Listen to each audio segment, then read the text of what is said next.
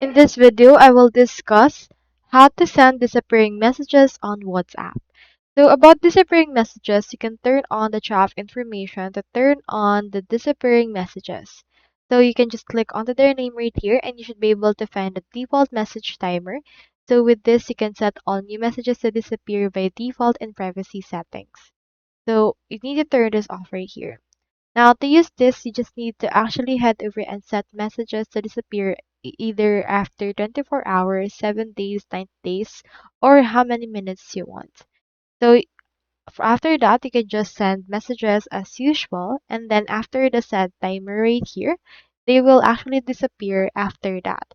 So even if the person doesn't see it, they will be disappearing right there, and they will actually be removed into the database as well.